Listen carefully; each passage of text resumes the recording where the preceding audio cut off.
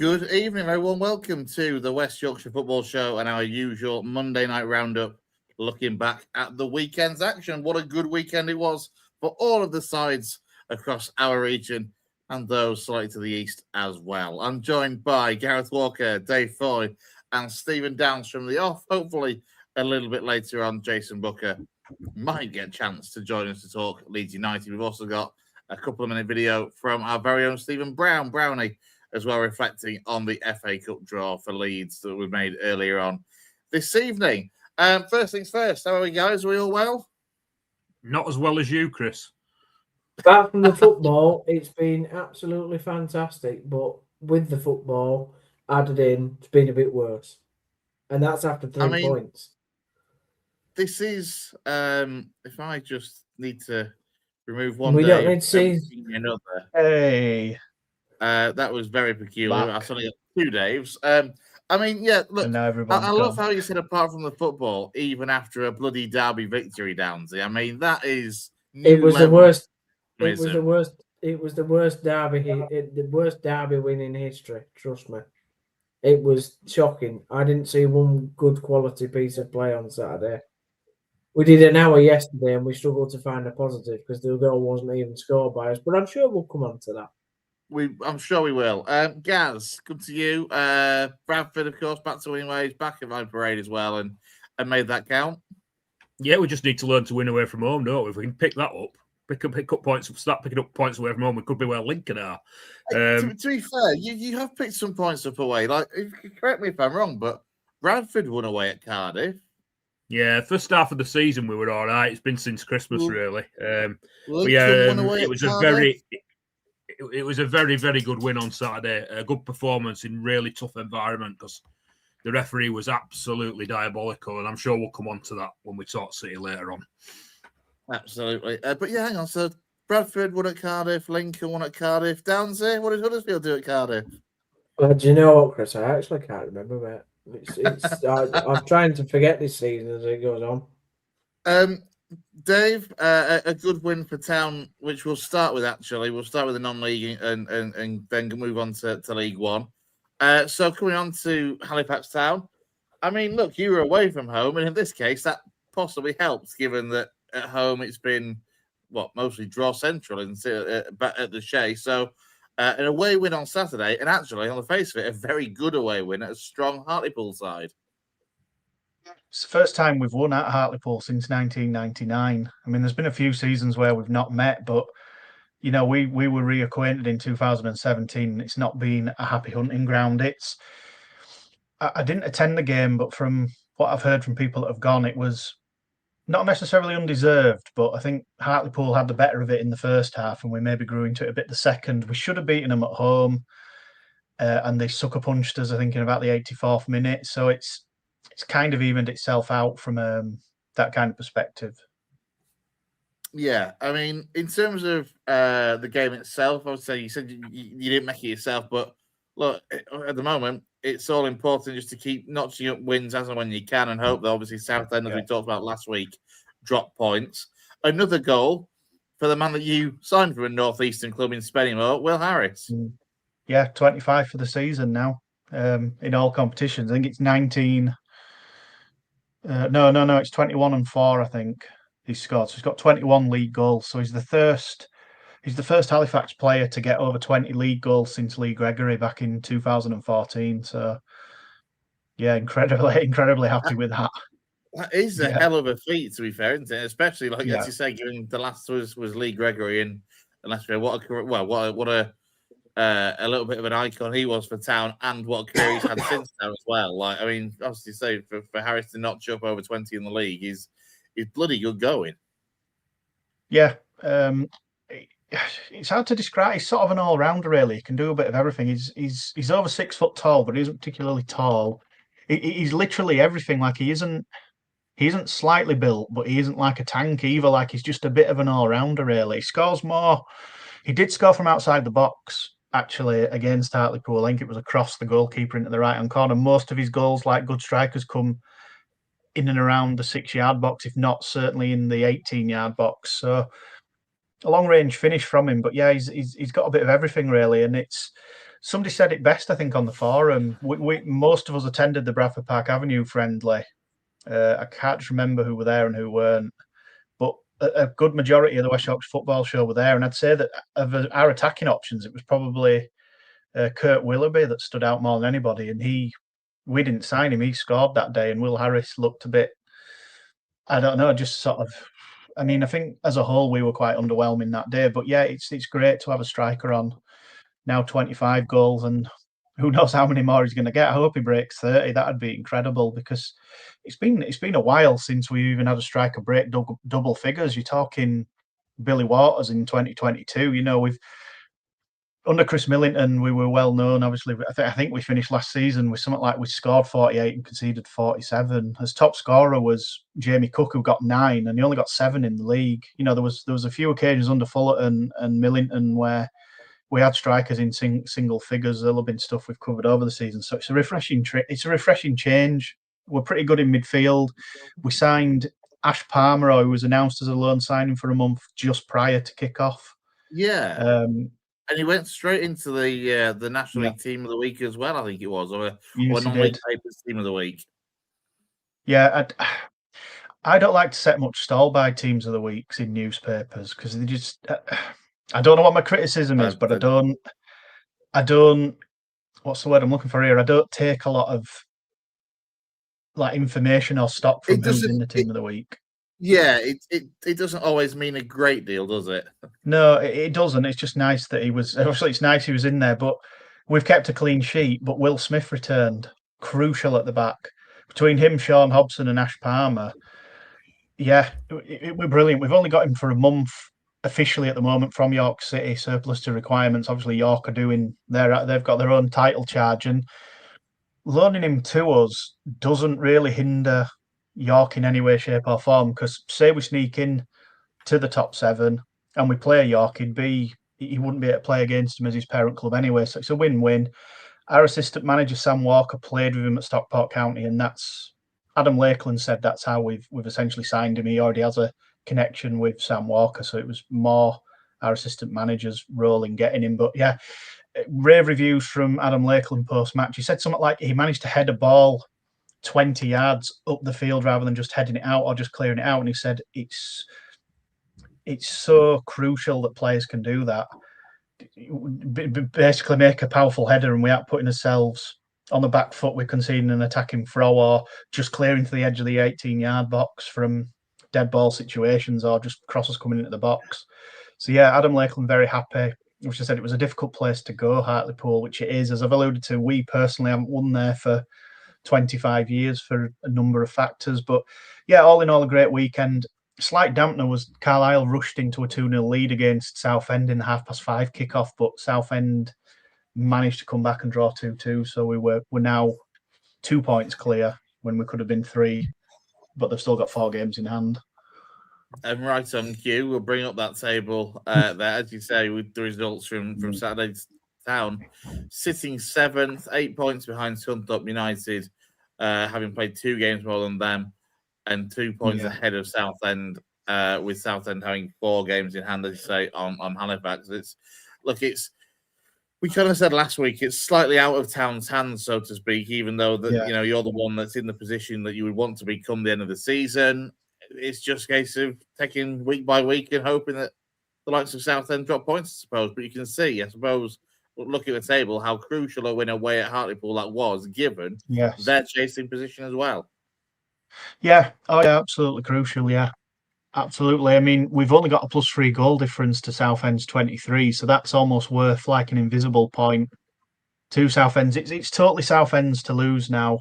I think it's any 3 from Halifax, Southend, or Hartlepool. I think Tamworth have probably got a bit too much to do. And Boston, I mean, Boston had a slow start to this season, so I think Aldershot did. You know, Aldershot were in the bottom 4 before John Coleman took over, so they've stormed up the leagues in the last couple of months. But yeah, I think it's any 4 for that one place. No, sorry, any 3 from Hartlepool, Southend, or ourselves. It's Southend's to lose. It's as simple as that. It's Southend's to lose. We do play Southend at home in our last home game of the season. I think we're away after that. We've opened the season with an away game at the first game of the season, and were away on the last day, but I think that was more to do with the pitch. We had to switch a game with Wealdstone.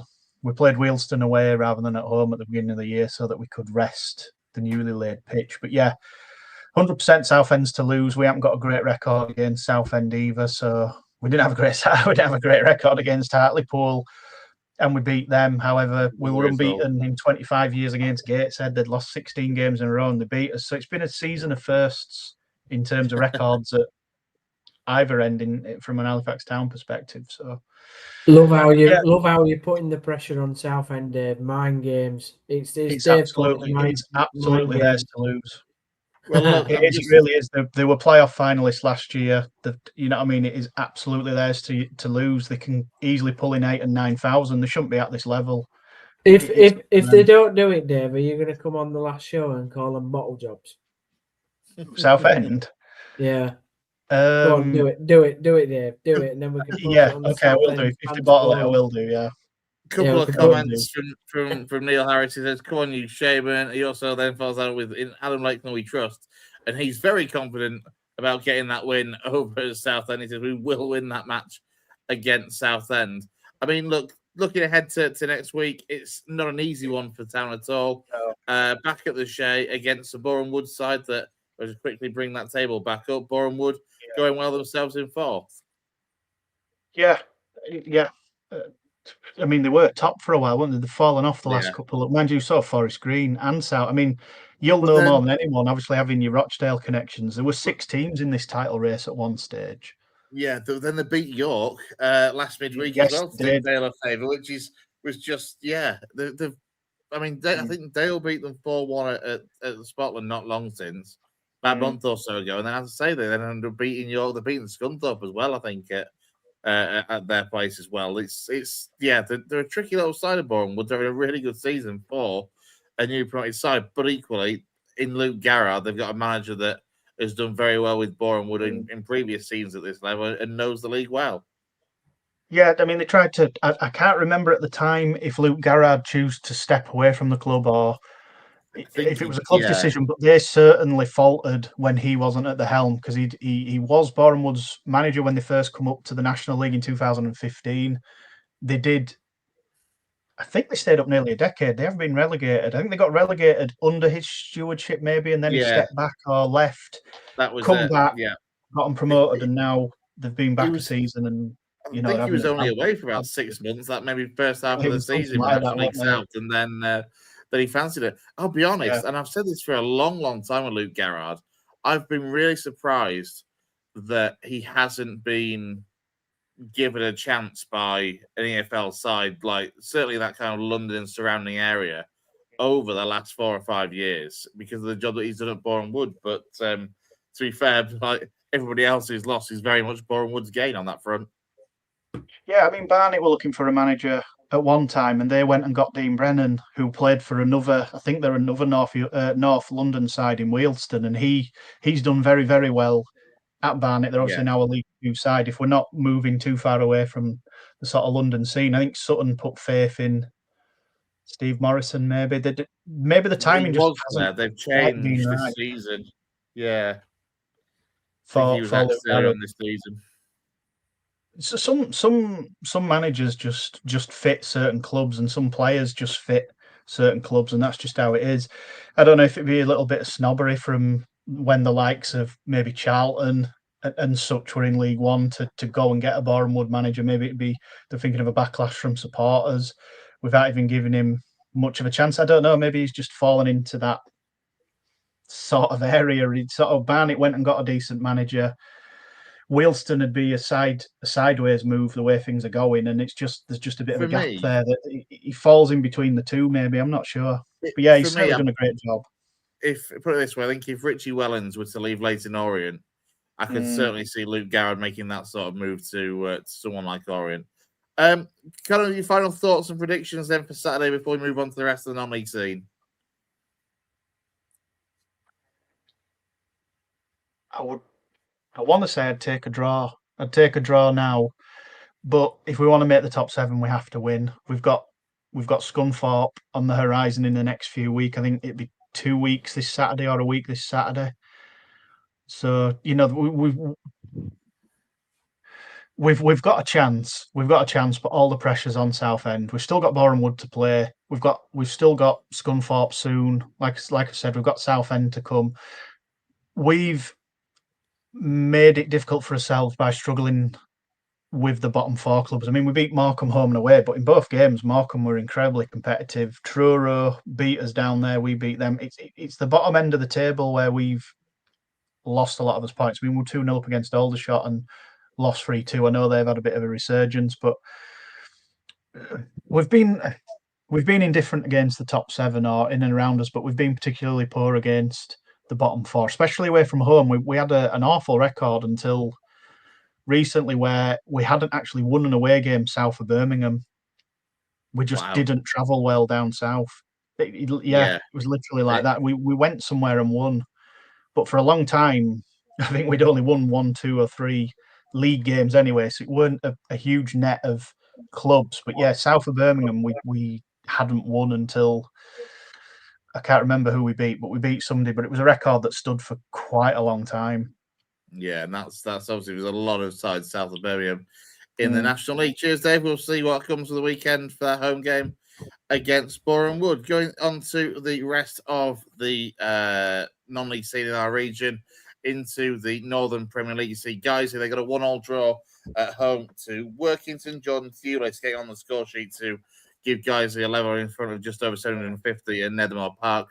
That point leaves Guiseley sitting 11th in the Northern Premier League table as it stands. Into the MPL East, a few sides from our region in action. As you see, Emily, they lost on the road by 2-1 at Bishop Auckland. Bradford Park Avenue got a comfortable 3-0 win over Newton Aycliffe. Silsden, they lost a man late on, but the damage had already been done. 2 late goals in that game away at Dunstan. Martin Bastille giving them an early lead, but 2 goals in the last 6 minutes of the game for Dunstan turned that on its head before Cole Hyde was sent off in that one.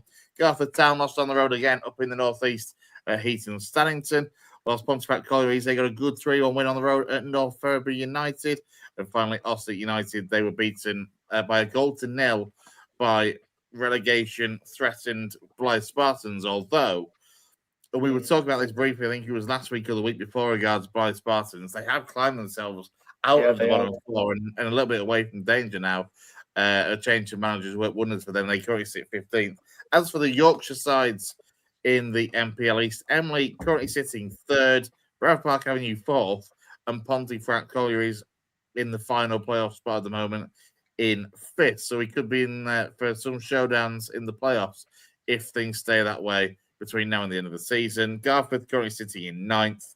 Silsden up to still in 13th, now safely in mid-table, and Ossett just looking over their shoulder at the moment, above the dotted line in 18th. Brighouse Town currently second bottom with no wins in their last 5. In the NCEL Premier Division, Liverpool 2-0 win on the road at Beverley Town.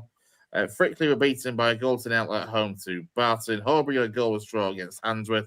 Thackley got a point on the road in South Yorkshire at Parkgate. Golkert were beaten at Sheffield, much fancied Sheffield that is as well, by 3-1. And Tadcaster Albion, they got a 3-1 win away at Wombwell Town. And a pretty much full fixture list in the NCL East, in the Northern Counties East Division 1. Plenty of goals on display over the course of the weekend at this level. For the sides in our regions, I quickly glance on that and just see what's what. Ilkley Town were beaten 6-3 away at Goole. And switching over to the rest of the fixtures in the NCL Division 1. South Leeds got a win away at Wakefield side, Nostell Miners Welfare. Wakefield themselves got a good 3-0 win over Doncaster City, including friend of the show, Ethan Kachosa, on the score sheet in that one. Route 1 Rovers and Zach Khan on the score sheet for them in their 3-0 win away at Winston Rangers. Zach Khan just cannot stop scoring. He's been at it all season. And meanwhile, Leeds UFCA lost 3-0 away at Worsborough Bridge. That rounds up the rest of the non-league scene from just quickly, Chris. Go on, Dave. Liversidge, I think, only need 1 point from the last 6 and they'll be champions as well. It's just worth mentioning. It is. I will. Yeah. just double check the table. Actually, I didn't get a chance to grab it earlier, but yeah, they are 17 points clear at the top. Danny Forest Liversidge. So it's been a great season for them. Quick look at who else is where at the moment. And there's Campion in fourth, obviously based in Manningham here in Bradford. Tadcaster Albion sit fifth, and them two face each other as well at Campion on Friday night. So that could be quite the humdinger of a game, it's fair to say. Elsewhere in the table, Penistone Church sit 11th, Thackley in 12th, Frickley 13th, Eccleshill United 14th, Gorka 15th, and Horbury 16th with Albion Sports in 18th. There's a whole cluster of West Yorkshire sides in the lower half of the NCEL table. Let's turn our attention then to League One. And you wouldn't know it, but Huddersfield Town won at the weekend. Not really know it looking at Stephen Downs' face. A 1-0 win over Rotherham United. You won, Downsy. It didn't deserve so. We were crap. Isn't that the best way? Isn't that the best way? The games where you don't deserve to win it, but you take all 3 points all the same. No, because I wasted 3 hours of my life, and in the goal that we scored, we didn't have all to do with it. It was crossed in. The lad headed it over his own goalkeeper, and it was just. Listen, I'm happy for the 3 points. Don't get me wrong. I'm happy that we're still sixth in the table in the playoff place, but I want to earn a playoff place by actually, being half decent, not by being whatever that was on Saturday. It was pretty depressing. In fact, to be honest, in some ways, I've come out of championship games where we've been not very good and we've won. And that's fine, because you're at championship level, you're doing all you can to sort of stay in the division. But in this guise of Huddersfield Town, when you know the players are so much better than what they're showing on the field, you know that the manager should be so much better than what he's producing tactically on the field. And I'm not having a go at Liam Manning. I don't think he should be sacked or anything like that. But, obviously. But, it's so depressing. It's soul destroying. 12,000 in the crowd, and there's just literally no atmosphere. And some will say in the comments, "Oh, well, it's Huddersfield Town. There's no atmosphere anyway when there's a full stadium," which is absolutely rubbish. When the John Smith Stadium, when the Aku Stadium, is rocking, it's a great place to be. It's a fabulous place to be. It's one of the best places. What's the decade? Well, no, shut up, Chris. But you are slightly correct in the fact that the only other time it's been rocking is when we had Neil Warnock there and we survived. But it's just soul destroying, mate. You watch the football and the standard is horrific. I mean, like I said, there were 2 bits of quality in the game, really. And they were both by the 2 goalkeepers who made two great saves. But apart from that, I mean, here's a stat for you, right? And I could not believe this stat. In the first half, in the entire first half, there was only 8 successful passes in the final third between both teams. 8. It's not a glowing stat. I mean, I'm just looking through the overall stats for the glowing? game. Disgusting. I mean, look, Huddersfield 6 shots to Rotherham's 13. Huddersfield 2 shots on target to Rotherham's 5. We should not have won that game. We shouldn't have won it. I'm not saying that. I mean, Callum tried to argue that we should have lost it. And no team both clubs should have been liquidated for how poor that game was on Saturday. Jesus Christ. It was. I've seen National League. Dave has watched National League for the majority of his supporting life because he doesn't give a crap about anybody above Halifax Town, and he's watched better football matches than what I sat through on Saturday. Trust me. Oh, of course he has. It was awful. It's just awful. But anyway, I'm really glad that we got 3 points. I'm really glad that we're going to get smashed to bits in the playoffs by our nearest and dearest in the top right corner. And even if by some miracle, because it's Huddersfield Town, that we get through the playoffs, I can't wait to get smashed over 46 games next season in the Championship.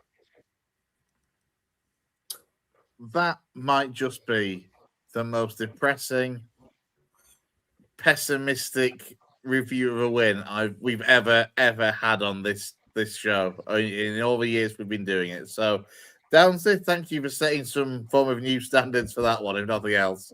Yeah, it's my pleasure. I know Gaz is delighted with his win, and because his club's on the up. Yeah, I mean, 72 cheesy backing it with we ain't getting in the playoffs, Steve. Well, no, it's all joy and happiness here for Huddersfield. I'll be honest, cheesy lad. I'll be honest. It's I agree. Apart from that, we're still sick. But apart from that, we are still six, and James does make a point, But give me another positive. I mean, I think James commented on the Town Talk show yesterday. So, if you want to go watch the delights of that, and please do sit through the session yesterday, because you're not selling it though, are you? No, but this is what fandom is. This is what being a fan is. You can only truthfully react to how I see, and I know I don't see much because of me, my blindness. But what I do see is sometimes I wish I hadn't seen on Saturday. Let's turn to Gaz. Gaz, Bradford won. Are you happy they won? Delighted they won, mate. Yeah, we were up against it on Saturday. It was just one of those games where we played really, really well. And anyone that watched my match review and my usual match reviews, and particularly the one on Saturday, know that I don't like to slag referees off too much, because I do think that over the course of the season you get good ones and bad ones. I mentioned in my match review after the game on Saturday that he was, well, it was probably I think it was a year. I looked it up. It was about a year since I felt as strongly about a refereeing performance as I did. The last one was Thomas Parsons for us against Tranmere, and that was, I think it was like the 15th of March last year. And then we got Ollie Yates on Saturday for the Leyton Orient game, and he was just absolutely appalling from start to finish. And we did really, really well to maintain our composure, to still play reasonably decent football, and to come out of the game with 3 points, because we were really, really up against it because of that referee. And when the winner went in, I think it was about 4 minutes after Aidan Baldwin had been sent off, put down to 10 men. It was joyous because we've been up against it, and to get 3 points in that manner was really, really satisfying. Yeah, as you say, it was 2 goals from Anthony Sasovich either side of an Aidan Baldwin sending off. Talk us through the red card. I mean, I've just quickly had a glance, and I think you ended that game with 6 yellow cards and 1 straight red by the looks of it.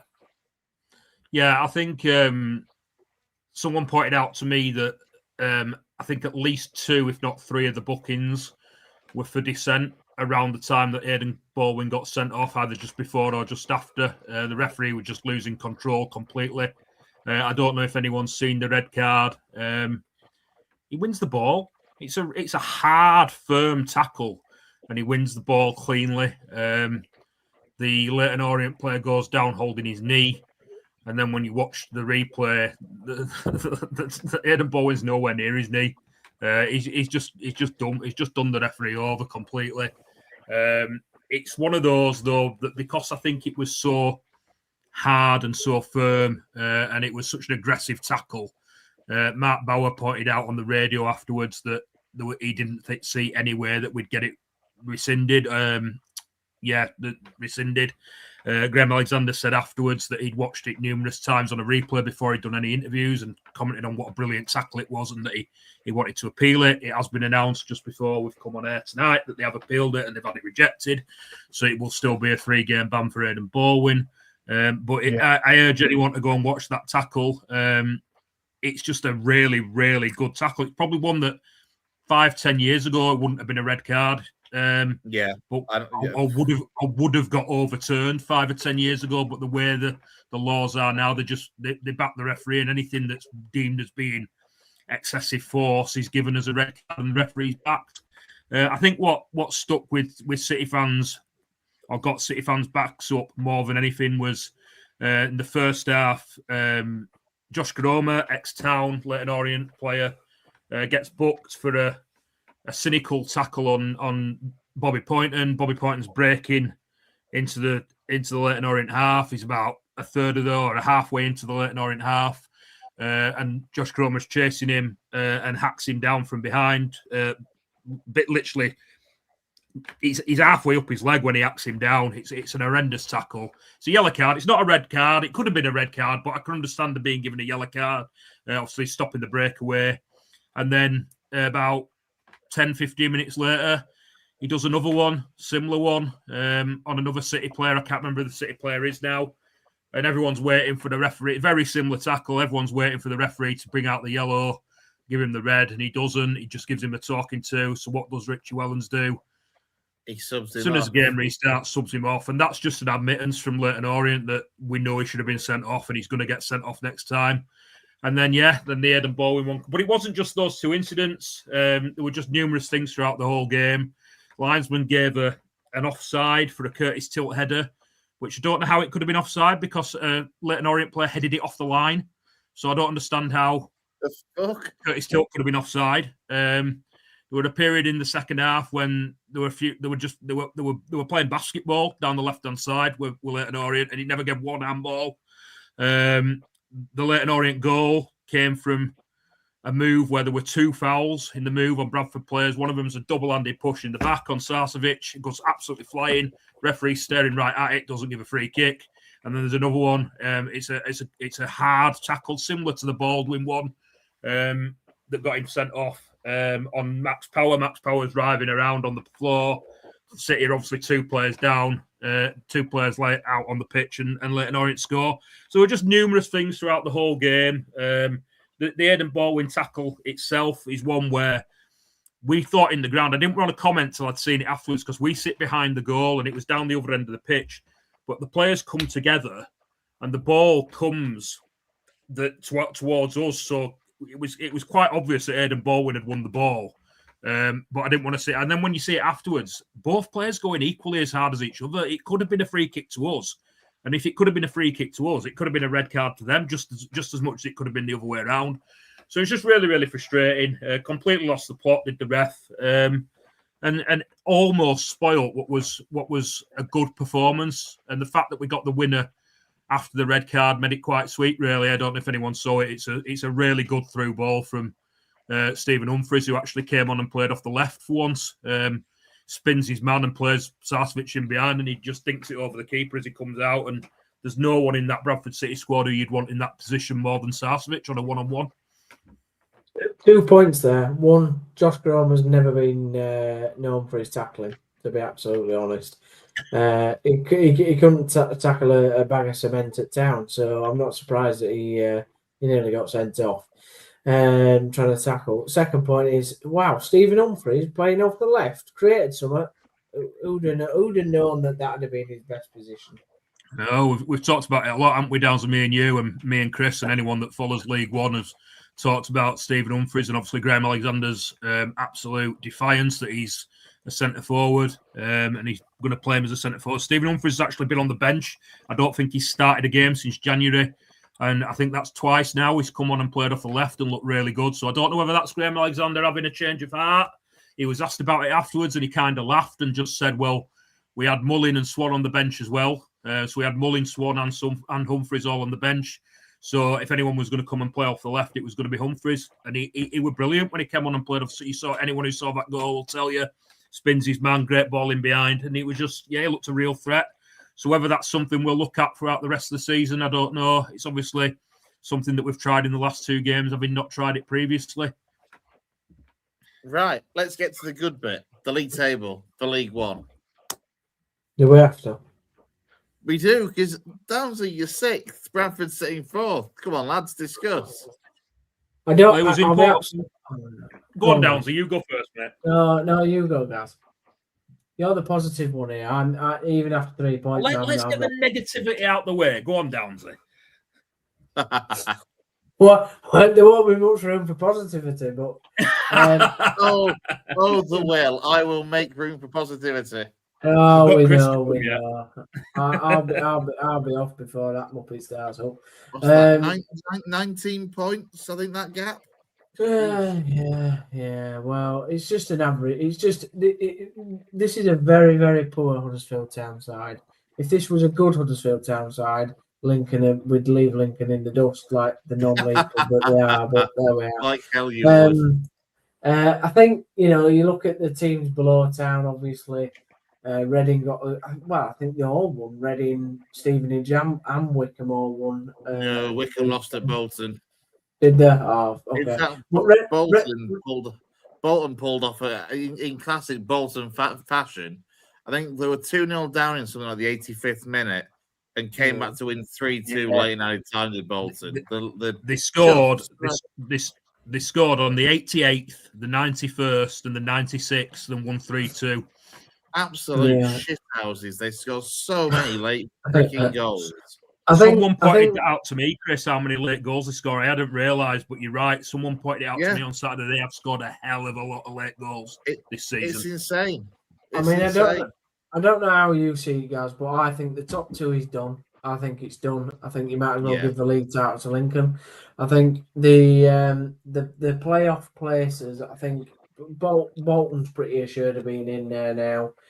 I think you guys are. I don't see the likes of Reading, Stevenage, Wickham catching you guys now. I think you playing too well. I don't see you losing so many games in the last 10 games. The ones that are cut adrift for me, I don't see Luton getting in there. I don't know what you think, guys, but for me, it's Plymouth. Plymouth up to Stockport could be pretty tasty. I'd go with that. Out of the from Plymouth upwards, 100%. Barnsley possibly because they have a couple of games in hand. But yeah, Plymouth are the form team. Wickham were doing really, really well prior to the weekend. Like you said, we just talked about obviously 2-0 up with 2 minutes to go at Bolton, and then Bolton scored 3 from the 88th minute onwards. Our problem is going to be winning. Is our away form. It's going to be, if anything stops us, it's going to be our away form because we just cannot buy a win or even a point away from home at the moment.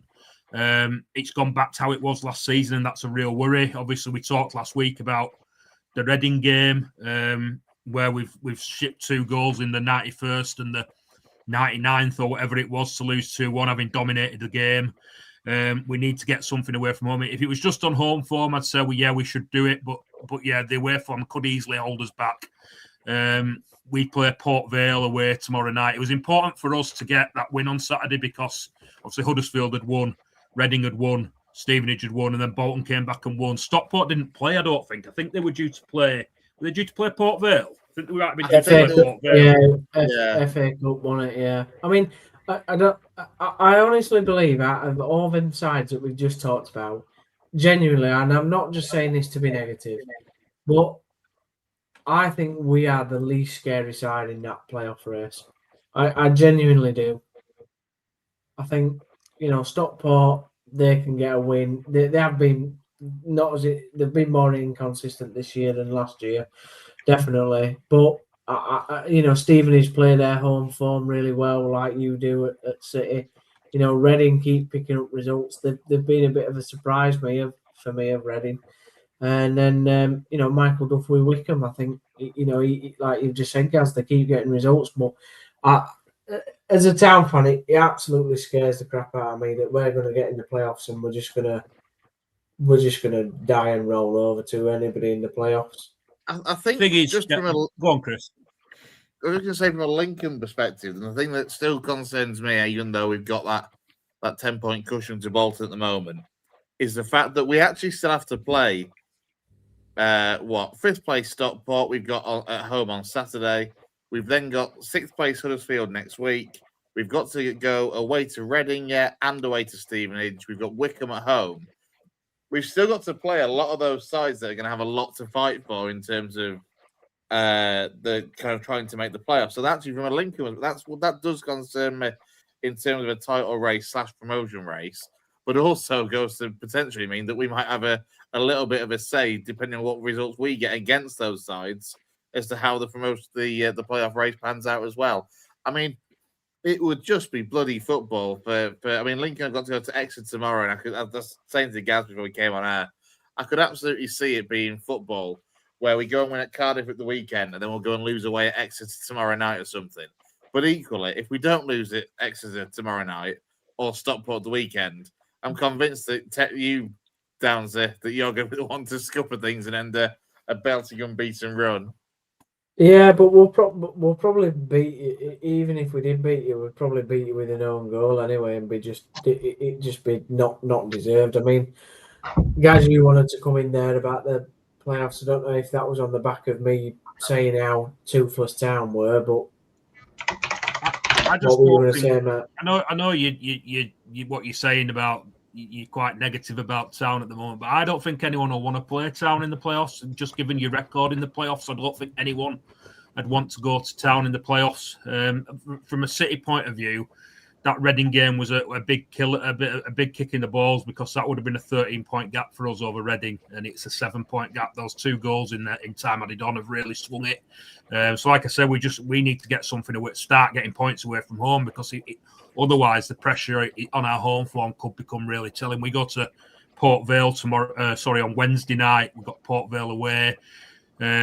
Obviously bottom of the league, but having a hell of a run in the cup, and have actually picked up a few results lately. I was looking at the results. Yeah. I think the 5 unbeaten.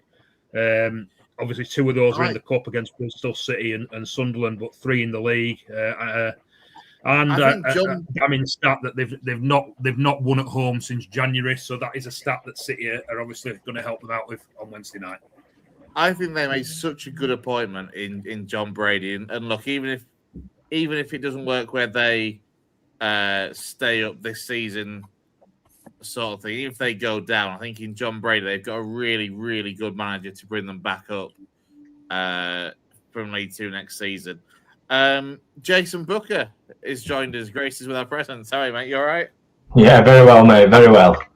I'm just going to throw that league table for League One back up there just before we move on completely. Jesus God, move on. As a general neutral. What was that, Downsy? Just move on. You've won the title. I was just gonna bring up a couple of comments as well from James. Lincoln have been phenomenal this year, so fair play, and done on a pittance compared to some indeed. James, don't give him a bigger head than he needs. And then in response to me being worried about the Huddersfield game next Tuesday, he says Lincoln look far too organised, Chris, when you watch what we are watching. We're about as organised as a pack of Doritos in Tesco's. Lovely analogy. Things don't change. Classic Downsy. I mean, look, that's the League One table as it stands at the moment. I mean, obviously for Bradford and Huddersfield, Jay, it's still very much in that playoff race. Yeah, I mean, City would be fully expecting to get in there, given the run that they started the season on and the position that they find themselves in. They've got themselves a nice buffer, but for Town, it's a bit of a battle in it, and it's funny because there was a honeymoon period of such. I think Manning got back-to-back wins on joining. But then it seems like things have just gone back to how they were. Because with the nicest will in the world under Grant, they were practically trending exactly the same. And from the kind of gauge that I get, I don't think the performances have improved really. So I hate to kind of say it really, but it kind of just goes into line with what we have said to Downsy all year, in that Town find themselves in the position that this squad is capable of. I think. I think it's an expectation thing rather than a underperformance thing. I think Stockport are the opposite. If I was sat with Downsy and they had Stockport's team, I'd be saying, yeah, they should really be in the battle with Lincoln and Cardiff. I think County will be disappointed with their season so far, personally. Yet they find themselves in the same position as Town. So, yeah, League One's forever interesting, and there's Wycombe, Stevenage, Reading, Town, County that are all fighting for 2 spots. So it's going to be interesting. Yeah, there's a lot of sides, isn't there? When you look at Reading, Stevenage, Wycombe, even Plymouth and Barnsley with a couple of games in hand, that if they go the right way, could drag them back up the table into that mix. So it's going to be interesting to see how it pans out. A couple more comments. Cheesy says, "Don't be worried, Chris, and well done on your promotion. We're not over the line yet, but I am starting to think we might just get there." From a Huddersfield perspective now, I've just seen a couple of the comments then. Like I've seen Jed's about it's the players clearly obvious. Like I think at the end of the day, it's just the quality. That's it. I know Downs has kind of pushed back against me on that all year, but it's now under 2 managers. The performances have not got better. Whether it's a mentality thing or a quality thing is irrelevant, because mentality is part of the ability that then we see on the pitch. You know what I mean? It's all encompassing, isn't it? And I don't think altogether, when you look at their team, I don't think they're actually performing that badly. I think they're in the position that they should be. Can I come back on that? I mean, you can. I will caveat that with, to be fair, Jay isn't the only one over the course of the year to be No. We thought Sam would be around the kind of 4th, 5th, 6th, 7th kind of bracket. Yeah, and to be fair to Jay, he's maintained his opinion all year, and at the moment, in terms of performances on the pitch and what the players are producing, Jay is correct. The difference is, I don't believe when you pay 1.3 million for Alfie May, who scored 80 odd goals in League One before and bagged, season after season, scoring 16, 17 goals in League One, and yet he's got 3 goals for us, one of them being a penalty at the start of the season. That's not good enough. Tactics. But that's the point, Chris. That's what I push back on.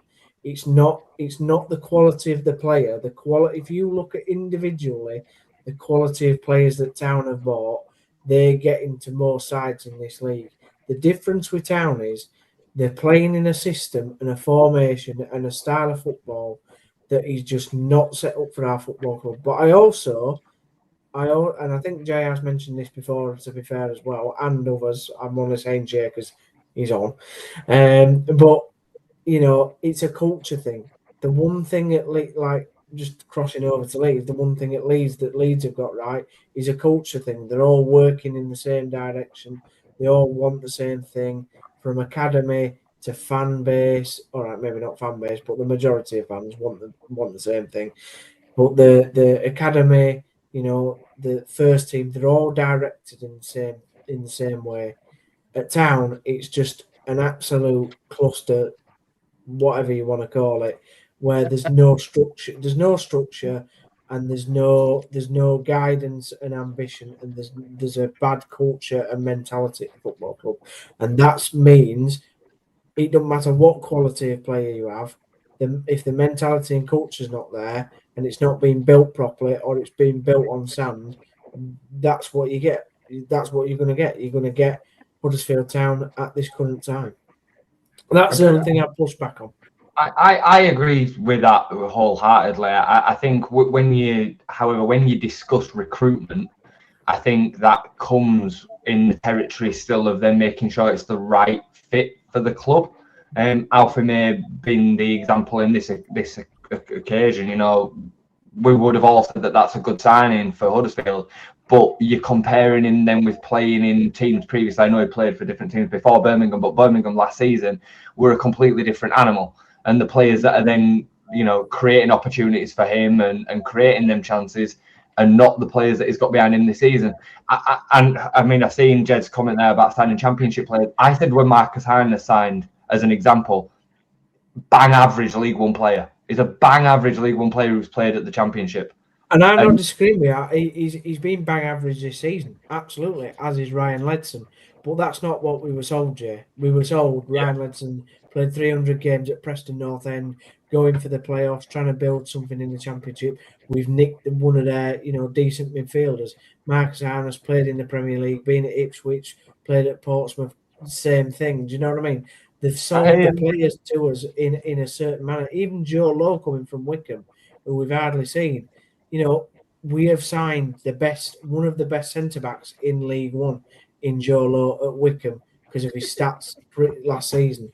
So that's the only thing I push back on you on. But I agree with. I think we agree in a lot of senses, don't we? You know what I mean? Cannot believe you're still banging out and rolling out that one of the best centre halves in League One line. What a crock of crap. Football's an opinion game, isn't it? And it's all about opinions, and that's why me and Jay love each other because we constantly battle our opinions. Joe Lowe was doing well in a good Wickham side, but that doesn't make you one of the best centre halves in the division. No, I'm not. Did I say that? No. Did Town say that? He's one of the best centre halves in League One. Yeah, but I only repeated what the club said when they signed him. Anyway, Leeds are staying up. Lincoln have gone up. Bradford will win the playoffs. Halifax hopefully will be in the playoffs, and Town will be in League One next season. So all of them things will definitely not happen. 100% they will. Some of them will, but hopefully. We've had a weekend where all those teams have won. That hardly ever happens. Yeah, and I'm still depressed, Dave. And you're still depressed. Daz is still on suicide watch for Scamden Bridge. So anyway, I'm going to head off. So it's lovely to see you all. I'm glad that Jay you've got on Monday. It's I don't think you need to worry about going down, mate. I think Tottenham are looking like a basket case. So it's a long way to go yet, mate. We're not home and hosed like Lincoln are. So no, like Lincoln are definitely home and hosed. I think Lincoln are definitely knows, yeah. And on that note, we'll say goodbye to Stephen Downs. Chaps. We'll see you soon, Stephen. Thanks for coming on, mate. Okay. I'm gonna switch the thing across to that, and I'm gonna start us off with that with Brownie's little 2-minute video that he sent us in a little bit earlier. His reaction to the FA Cup draw for Leeds United. Hello, it's Brownie here, just giving you my instant reaction to the FA Cup quarter-final draw. Some big games actually, Liverpool, Man City, but the one I care about, Leeds United, they've been drawn away to either West Ham or Brentford. Would have loved a home tie, obviously, not to be. But West Ham, Brentford, it should be competitive whoever we get out of those two. And yeah, it's going to be interesting, fascinating. In fact, first quarter-final Leeds have played for nearly a quarter of a century. Unbelievable. So we can give it as best. Hopefully, league position isn't too conspicuous at that time. Hopefully, we're not dangling too close to the cliff edge, and we can just enjoy it. We've got an okay chance, I guess. West Ham picking up a bit of form. Brentford have been decent this season. It should be close anyway. It should be close. When it got down to them drawing out Man City at home, I was just praying, please don't be Leeds, please don't be Leeds. And then Liverpool got drawn out, so we've managed to avoid that. Chelsea got Port Vale at home, by the way, jammy Chelsea. And what was the other one? We've got Southampton, or Arsenal have got Southampton away as well. So yeah, we'll keep a close eye on that, and hopefully it'll be okay. But it's back to league matters for Leeds United the weekend. Massive game against Crystal Palace. Hopefully the boys can get a decent performance in there. Myself and Jay will be back later in the week to discuss everything Leeds United, give our thoughts, and see where we're at. Keep enjoying the show tonight with the boys, and we'll see you again soon. Thanks for watching. There we go. That's our very own Brownie giving his reaction to the FA Cup draw. West Ham or Brentford. I've not seen the latest score for that one yet, actually. Jay, what was your take on that as a draw? 2-2. Thanks for that. Yeah, just got a penalty, haven't they? Yeah, Brentford. It's not the best draw, to be honest. No, you'd prefer that at home, wouldn't you? Yeah, I mean, either of them at home would have been favourable. Certainly, Port Vale and Southampton at home would have been even more favourable. I think the game yesterday kind of showed the difference even between a real average Premier League side and a really average Championship side. Norwich had won 9 and 11, I think it was. They were going into it in really good form, and we completely blew them away. I mean, we literally had them at arm's length the whole game. We turned the pressure up for about 20 minutes of the first half, and the game was done. That's literally how it looked. We'd seen that game at Ellen Road 20-something times last season.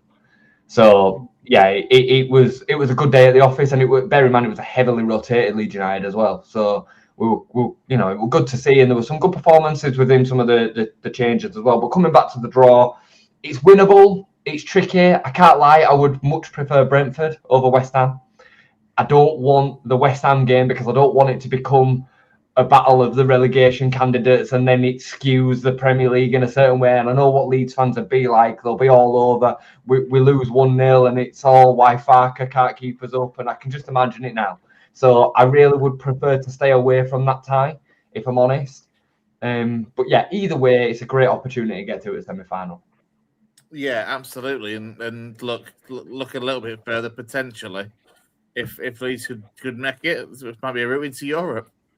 Yeah, I mean, the kind of the draw would then say that might be the case, because I mean you could be finding a situation where the team in the semi-finals gets Europe, right? Because if you had Chelsea, Man City, and Man City and Liverpool, right? Chelsea, let's just say it's Chelsea, Man City, and Arsenal. They're all going to qualify for Europe anyway. So the fourth team would then be in Europe, which is a bit mental. Is that how it works? Yeah. Wow. That's how I believe it works. It goes to the next in line, right? I'm pretty sure that's how it works. That would be insane. Especially if Port Vale could get to a semi-final. Well, when Millwall got to the final, and when Cardiff got to the final, the opposition were both already qualified for Europe, so they both got European spots, right? Yeah, I remember that's how Stoke got into Europe as well when they lost 1-0 to Man City a few years ago in the final as well. So I'm pretty sure that's how it can. Sorry, guys, you were going to say something there. Well, yeah, it definitely is with the final. I'm not sure if it is if it filters down to the semi-final. You would imagine on that logic that it should do. If it does it for the final, it should do it for the semi. It'll either be that or it'll be someone finishing bloody 9th or 10th in the league, won't it? Which would just be a bit daft, really. Probably a bit of league position. There were a time when they did it via fair play, if you remember that. So if you remember, an equation in which it then went to another club, very similar to what we discussed here, it actually went to the team that had the best fair play within the league, and it often went to the team that were like 16th in the league, and they got knocked out in qualifiers every time. I think Swansea might have had it at some point because of that. Yeah, so it is a bit of a bizarre one, and then you go get it for in the League Cup. Yeah, you get one for Bradford could have potentially played in Europe in League Two. Yeah. If they'd have beaten Swansea in the final, they would have qualified for Europe. We'd have been in League One, though, wouldn't we? Yeah, you're League One at the time, yeah. We went in League One. Sorry, I thought you were in League Two. We weren't when we got to the final, but we went up that year as well, so we would have been a League One side in Europe. But if you'd have won the League Cup, officially you'd have been a League Two team because you'd have still been in League Two. I know you got promoted. Oh yeah, at the time we won it. Time in March, we would have won it. Yeah, at the time we won it. Yeah. Mark Vaughan, who was chairman at the time, did say that City couldn't afford to go into Europe. Couldn't afford it. How are we going to say that, guys? Yeah, there was a lot of talk about it. You remember the beautiful times of the Intertoto Cup as well? Yeah, I've got into that. Yeah. The old champion, you used to have to say whether you wanted to apply for the Intertoto Cup. There's always no. Yeah. So yeah, mate, I think it's a really, really interesting dynamic. I know a lot of fans have been back and forward over the last few weeks about whether a cup run is worth your Premier League status. I mean, for me, the Premier League status trumps all else. We'll have many of opportunities, hopefully, over the next few years once we've established ourselves to build into an FA Cup potential winner. I wouldn't forsake staying up this season as a consequence, but it is nice to be in there. And I think winning games is always a good thing. It's building good mentality. So, yeah, on to the next round, mate. Yeah, coming back then to the league situation, I'll just come to Jed's comment actually as well. Jed says you need a couple more wins in the league now, Jed, just to calm those relegation nerves. Certainly getting interesting down there with Spurs. I mean, obviously Spurs didn't play at the weekend, and yeah, they're just mocked by Lincoln instead, as it turns out, and that seems to have gone viral against Spurs fans all of a sudden. As for Leeds, though, look, I think Jed's right there, isn't he? Really, just to think of a couple more wins, just to ease those kind of relegation worries, I guess. it feels like we're one win away from kind of taking the nerves out of it completely. Like if we'd have beaten Sunderland, I think it was already done. Genuinely, I'd have been in a position where I'm like, yeah, okay, I think we're now safe because there's too much to happen behind us and too many games to play for us not to pick up the points that we'd need. But it feels until we get that next win, we're still well in it, if that makes sense. And the longer it goes, and the more likely it is. To be fair, you are still well in it, I guess. That's the reality of the situation. It's only 3 points at the moment. Well, bear in mind when we played Sunderland, nobody else had played, and we would have been then going into that situation at 9 points clear of West Ham. Then West Ham would have then gone on to potentially win. You don't know. It changes the mentality going into the Fulham game. But let's just say that they win 6 points at that stage with Spurs, Forest, and West Ham still behind you. With the games that we've all got left to play as well, would have been a completely different kettle of fish. You know, we've got Brentford to come at home. We've got Burnley to come at home. We've got Wolves to come at home.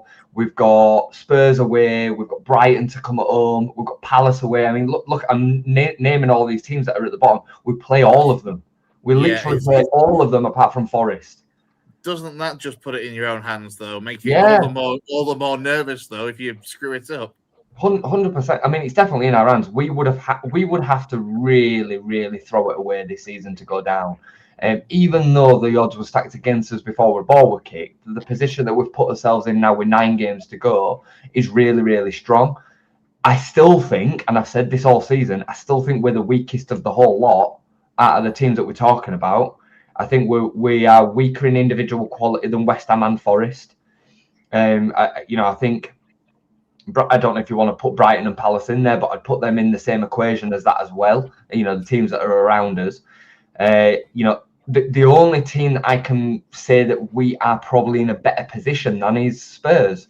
And that only becomes from a position of the fact that they're an absolute basket case and they've got so many problems going on. It doesn't come from an individual quality basis. So I think a team, some of its parts is really, really important. We've got the capabilities to be able to get the points that we need, but I still think it's pretty sweaty. Yeah, I don't know where Chris has gone.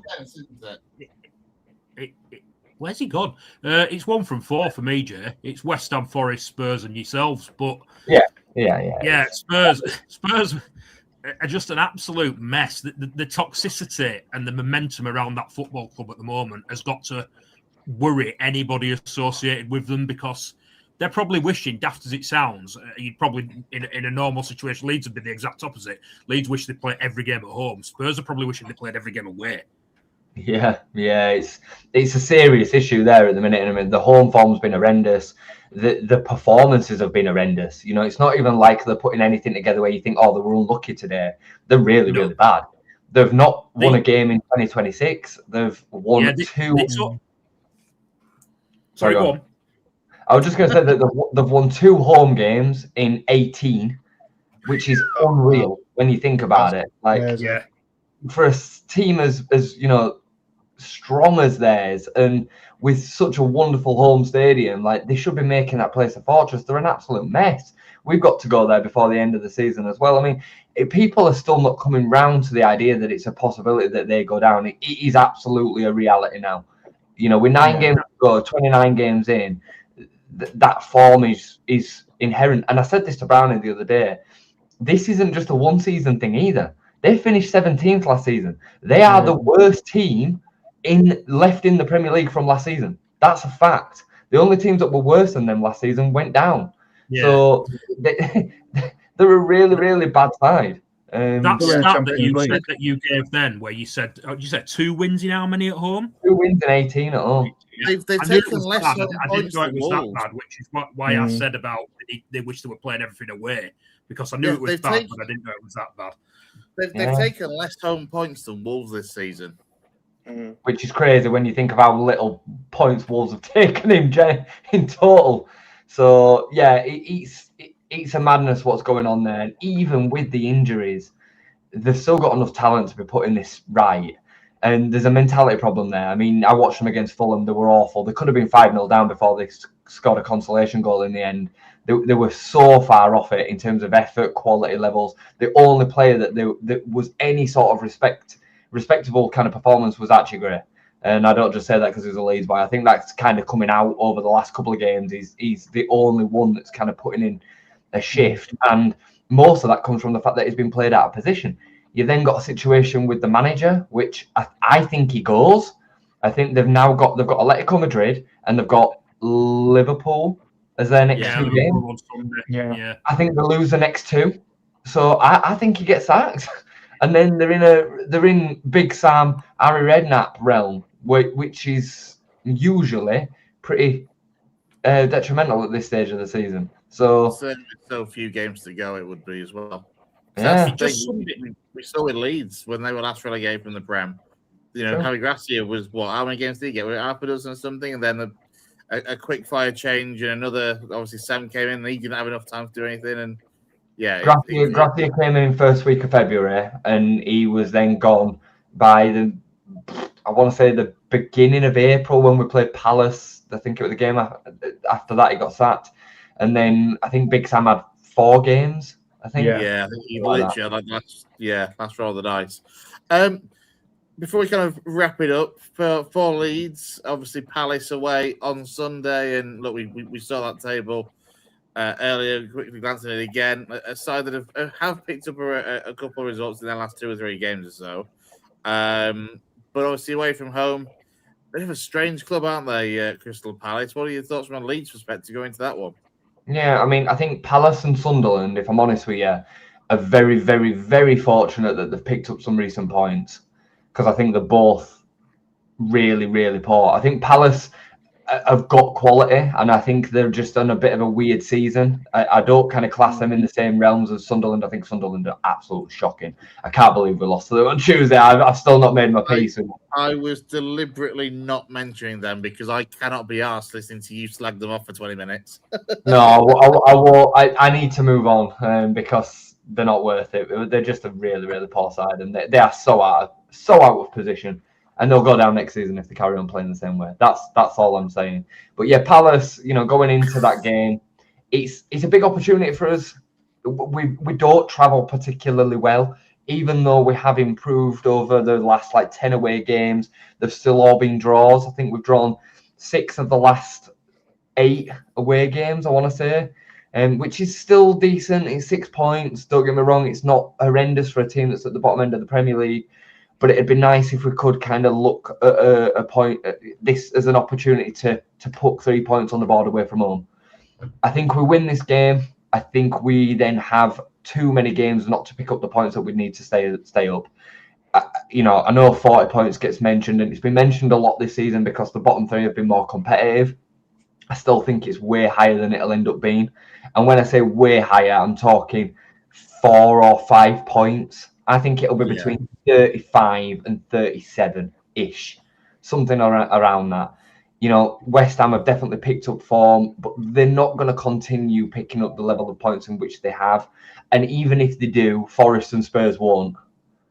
You know what I mean? Yeah. So I think it'll end up being in and around 35 to 37. So if we win one more game, the closer we win that one more game gives us the most opportunities to then pick up the points somewhere else. So one more win at the weekend will put us on 34 points. We're nearly there then. Fair enough. We'll see how it pans out. Are you and Brownie on this week with a show or two, perhaps? Yeah. Are we 2:00 Sunday? You are indeed. Yeah. We should be on afterwards on the Sunday. 2:00 Sundays, by the way, is rogue. I don't like the midday Sundays because you have to wait all bloody weekend, and then the abject disappointment then leads into Monday even worse. So, and it just feels like that's going to be a good game for them. Anyway, yes, we will. There will be content from yourself and from Brownie. I'm sure Downs will be back on Sunday with the Town Talk show as well next week. Gaz will be doing his post-match review, I'm sure, after the Port Vale game on Wednesday night. And Dave, you're back with us hopefully next Monday as well, yes? Yeah, should be. Excellent. We'll wrap it up there then. A big thank you to everyone that's got in touch with your comments over the course of the evening. Big thank you to Stephen Downs, who joined us from the Off to Talk Huddersfield Town earlier on. But from myself, from Gaz, from Dave, and from Jay, enjoy the rest of your Monday night. And we'll see you soon here on the West Yorkshire Football Show. Take care.